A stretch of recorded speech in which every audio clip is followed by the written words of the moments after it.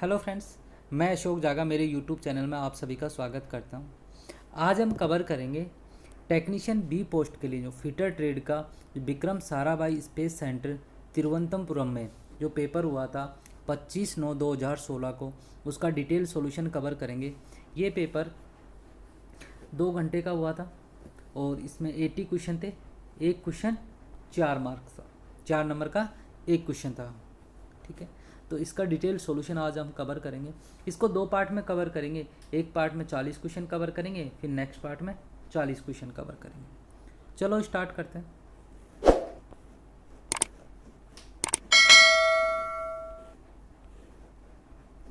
Question number 1, reading accuracy of engineer steel rule कि जो engineer steel rule होता है उसकी रीडिंग एक्यूरेसी कितना होता है। मतलब ये ऐसे पूछ रहा है कि उसका लिस्ट काउंट कितना होता है। तो उसका लिस्ट काउंट कितना होता है, 0.5 mm उसका लिस्ट काउंट होता है। और जो इंजीनियर स्टील रूल होता है वो किसका बनाया जाता है, हाई कार्बन स्टील का बनाया जाता है। सी ऑप्शन करेक्ट हो जाएगा। नेक्स्ट क्वेश्चन कि least count of common vernier caliper, जो हमारा साधारणतः जो हमारा वर्नियर कैलिपर होता है उसका अल्पतमांक कितना होता है।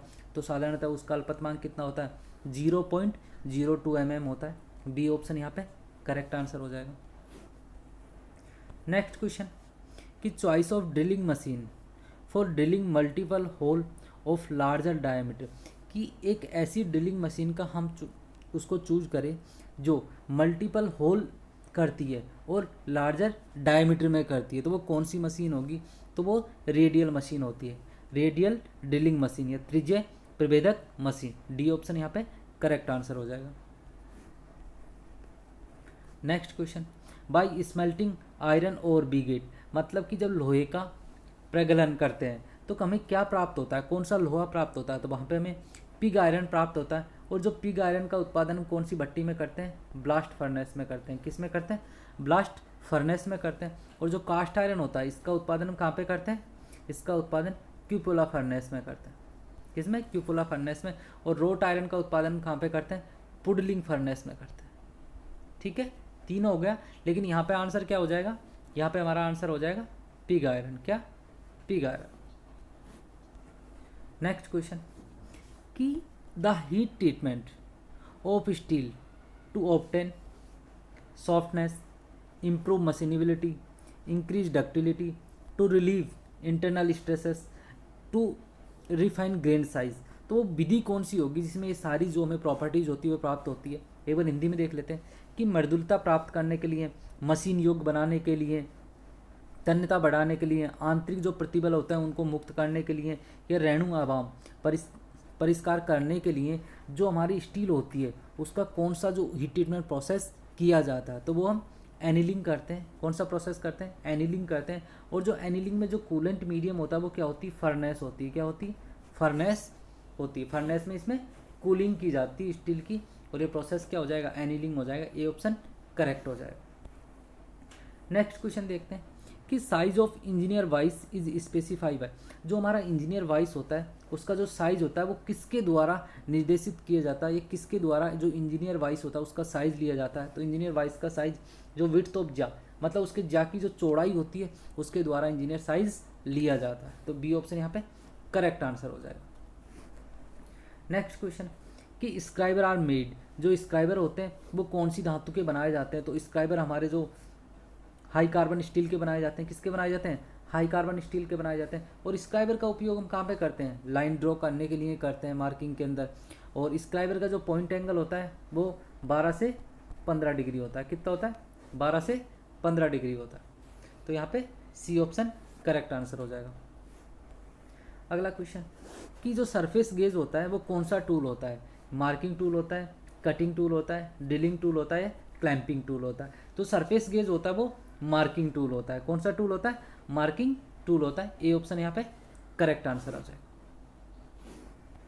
नेक्स्ट क्वेश्चन कि specific gravity of mild steel कि जो माइल्ड स्टील होती है उसकी स्पेसिफिक ग्रेविटी कितनी होती है। तो माइल्ड स्टील की स्पेसिफिक ग्रेविटी 7.8 होती है। ठीक है, और जो स्पेसिफिक ग्रेविटी होती है इसकी यूनिट नहीं होती है, 9 यूनिट होती है, इसकी कोई यूनिट नहीं होती। तो सी ऑप्शन यहाँ पे करेक्ट आंसर हो जाएगा।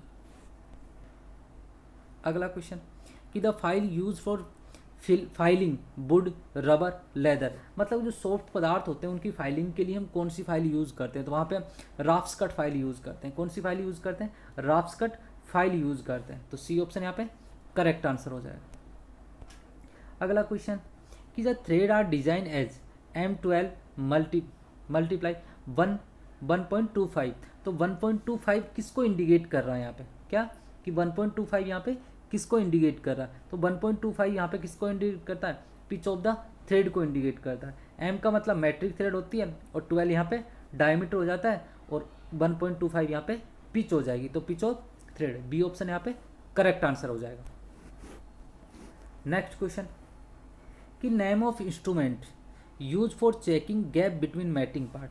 कि जो मैटिंग पार्ट होता है उनके जो बीच का जो अंतराल होता है उसे चेक करने के लिए कौन से उपकरण का उपयोग करते हैं? तो वहाँ पे हम फिलर गेज का उपयोग करते हैं। किसका उपयोग करते हैं?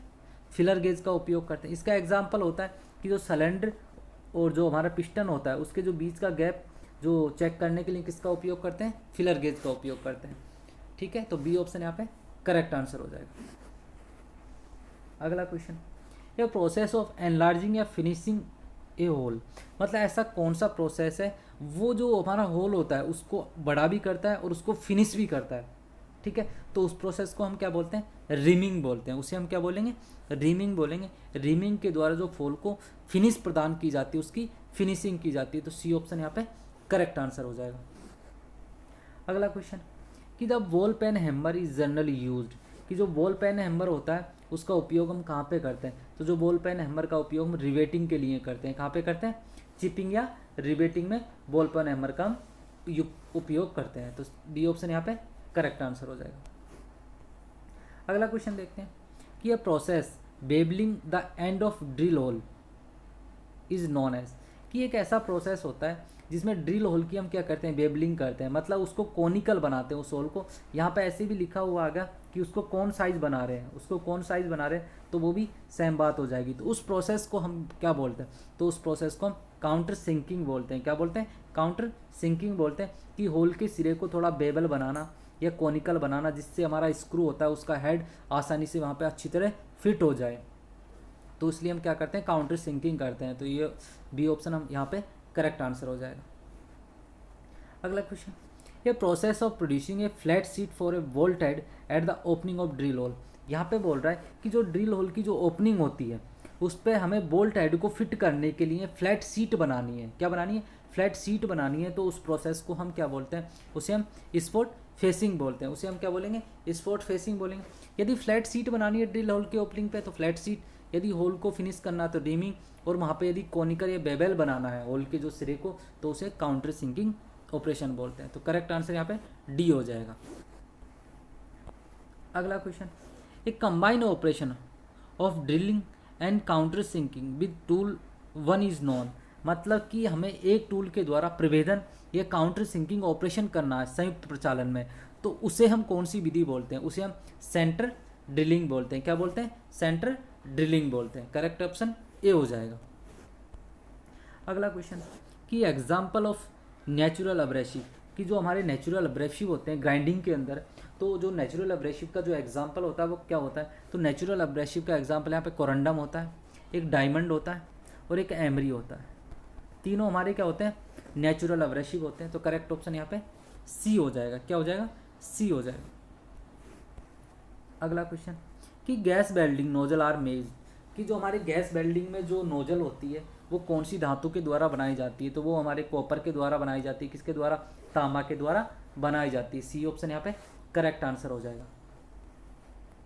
अगला क्वेश्चन कि melting point of mild steel. कि जो माइल्ड स्टील होती है उसका गलनांक बिंदु कितना होता है? तो माइल्ड स्टील का जो गलनांक बिंदु 1500 डिग्री सेंटीग्रेड के समथिंग होता है। तो ए ऑप्शन यहाँ पे करेक्ट आंसर हो जाएगा। अगला क्वेश्चन कि lathe bed are usually made. कि जो हमारे लेथ बेड होते हैं, ये क्वेश्चन बहुत आता है। लेथ बेड किसके बनाए जाते हैं? तो ये कास्ट आयरन के बनाए जाते हैं। इसमें कार्बन परसेंट 2 से 4% होता है। अगला क्वेश्चन कि dead centre is a lathe centre fixed. कि जो हमारा डेड सेंटर होता है वो लेथ के कौन से सेंटर में फिक्स किया जाता है? तो हमारे लेथ पे 2 सेंटर होते हैं, एक तो हेड स्टॉक होता है, एक टेल स्टॉक होता है। हेड स्टॉक हमारे क्या होता है कि जहाँ पे जो राइट साइड में हेड स्टॉक होता है और ये इधर की साइड में, ये हमारा लेफ्ट साइड में हेड स्टोक होता है और यहाँ पे हमारे टेल स्टोक होता है। तो टेल स्टोक में डेड सेंटर फिट किया जाता है, तो बी ऑप्शन यहाँ पे करेक्ट हो जाएगा। अगला क्वेश्चन कि these are grade of file recommended by BIS, मतलब ब्यूरो ऑफ इंडियन स्टैंडर्ड, कि जो भारतीय मानक ब्यूरो है उसके द्वारा निम्न में से कौन कौन सी ग्रेड की जो फाइल होती है वो यूज की जाती है। तो जो हमारी फाइल होती है वो रफ ग्रेड की यूज करते हैं, वास्टर्ड ग्रेड की यूज करते हैं, सेकंड कट की यूज करते हैं, स्मूथ की यूज करते हैं और डेड स्मूथ की यूज करते हैं। करेक्ट ऑप्शन हमारे बी हो जाएगा, बी हमारे करेक्ट ऑप्शन हो जाएगा।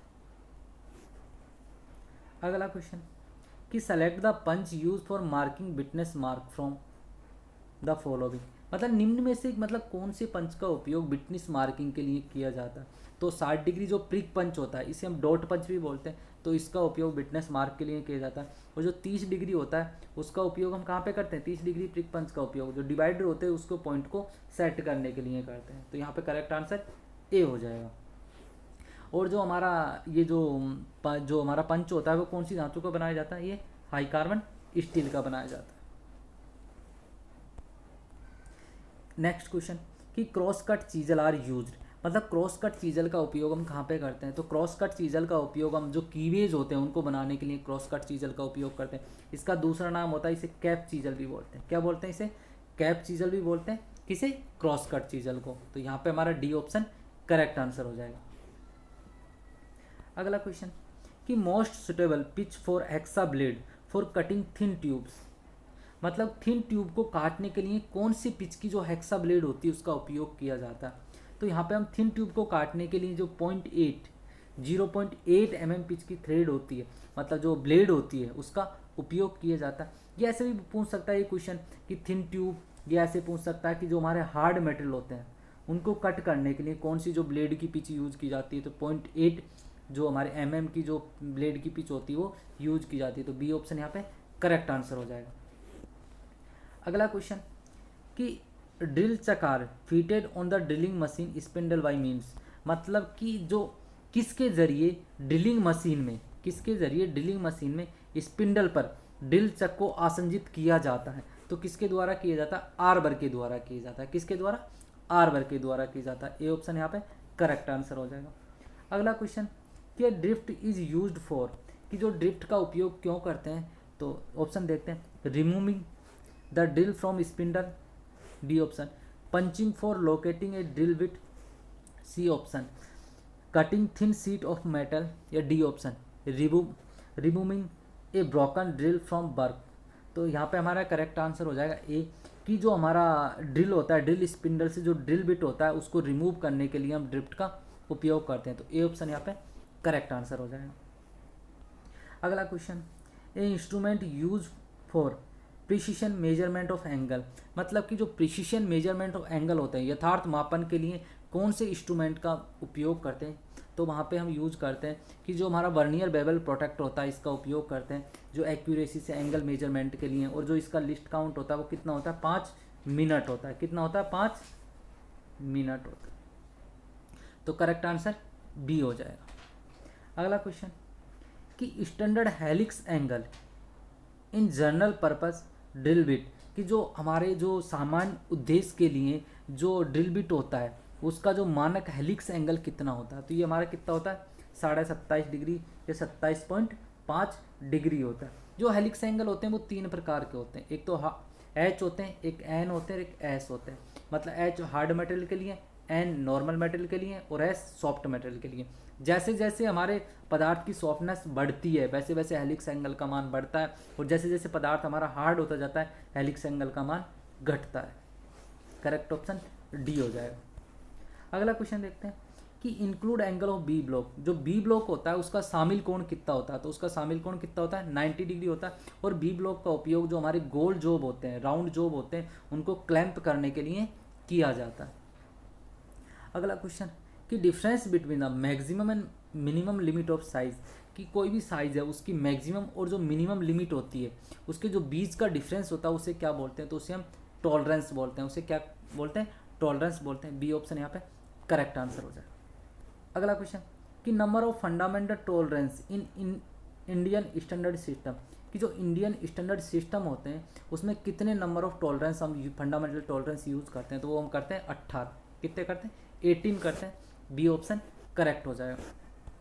अगला क्वेश्चन कि in a hole basis system the lower division of hole H, एक तो होल को हम किससे, कैपिटल एस से डिनोट करते हैं और शाफ्ट को स्मॉल लेटर से डिनोट करते हैं। तो यहाँ पे पूछा है कि जो लोअर डिवीजन क्या होगा होल बेसिस सिस्टम के अंदर। तो ये याद रखना कि होल बेसिस सिस्टम जैसे हमारा होल है, अब इसके ऊपर कुछ डेविएशन होगा, ये हमारी जीरो लाइन हो जाएगी। अब इसके ऊपर कुछ डेविएशन देंगे तो इसमें जो होल की लोअर लिमिट कहाँ पे आ जाएगी? जीरो लाइन पे आ जाएगी। कहाँ पे आ जाएगी? जीरो। मतलब इसका लोअर डेविएशन क्या हो गया? जीरो हो गया। और अपर डेविएशन होगा, मतलब होल बेसिस सिस्टम में जो लोअर डेविएशन होता है वो जीरो हो जाता है। और जैसे यहाँ पे मैं साफ्ट बनाऊँ तो साफ्ट बेसिस सिस्टम में इसका अपर डेविएशन कहाँ पे चल जाएगा? जीरो लाइन पे, मतलब यहाँ पे हमारी साफ्ट बनेगी। तो साफ्ट में अपर डेविएशन जीरो हो जाता है और होल में लोअर डेविएशन जीरो हो जाएगा। तो लोअर डेविएशन यहाँ पे क्या हो जाएगा? 0 mm हो जाएगा। ए ऑप्शन यहाँ पे करेक्ट आंसर हो जाएगा। अगला क्वेश्चन कि filler metal use in brazing, तो ब्रेजिंग में जो कौन सा फिलर मेटल हम यूज करते हैं? तो ब्रेजिंग में जो हमारा फिलर मेटल होता है वो हमारा क्या होता है कि नॉन फेरस अलॉय होता है और जिसका मेल्टिंग पॉइंट क्या होता है? जो 450 डिग्री सेंटीग्रेड से अबोव होता है। क्या होता है? 450 450 डिग्री सेंटीग्रेड से ऊपर होता है। और इसमें जो हमारा फ्लक्स होता है वो बोरेक्स यूज किया जाता है, फ्लक्स के रूप में बोरेक्स हम यूज करते हैं। अगला क्वेश्चन कि the conical point in latch centre, कि लैच सेंटर के अंदर जो शंक बिंदु होता है वो उसका जो एंगल होता है वो कितना होता है? एंगल का मान कितना होता है? तो उसका मान 60 डिग्री होता है। कितना? 60 डिग्री होता है। बी ऑप्शन करेक्ट आंसर हो जाएगा। अगला क्वेश्चन कि which is a latch centre generally use for tapper turning, मतलब टैपर टर्निंग में हमारा कौन सा लैच सेंटर का हम उपयोग करते हैं? ठीक है, तो टैपर टर्निंग में जो वॉल सेंटर होता है उसका उपयोग किया जाता है। सी ऑप्शन यहाँ पे करेक्ट आंसर हो जाएगा। अगला क्वेश्चन कि ये multiple point cutting tool use to create external thread, यहाँ पे क्या पूछा इसने? एक्सटर्नल थ्रेड पूछा, मतलब बाहरी थ्रेड बनानी है किसी भी हमारे जो जॉब के ऊपर, तो कौन से टूल का उपयोग करते हैं? तो वहाँ पे हम चेजर का उपयोग करते हैं, चेशर का उपयोग करते हैं। ठीक है, और टैप का उपयोग कहाँ पे करते हैं? इंटरनल थ्रेड के लिए करते हैं। कहाँ पे? इंटरनल थ्रेड के लिए करते हैं।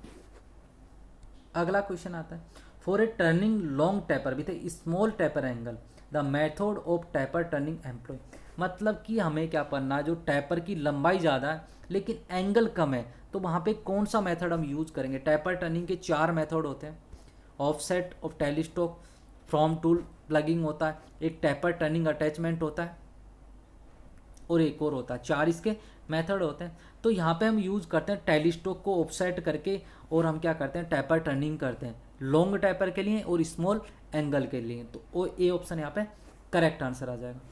अगला क्वेश्चन देखते हैं, लास्ट क्वेश्चन है इस वीडियो का, क्योंकि फिर 41 से और 80 क्वेश्चन नेक्स्ट वीडियो में कवर करेंगे।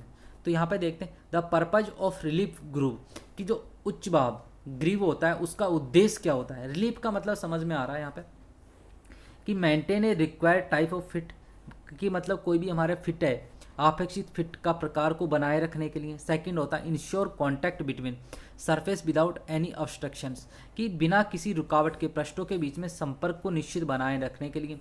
सी ऑप्शन होता है मेक ऑफ फॉर लुब्रिकेशन के लिए। डी ऑप्शन होता है adjust the components for play.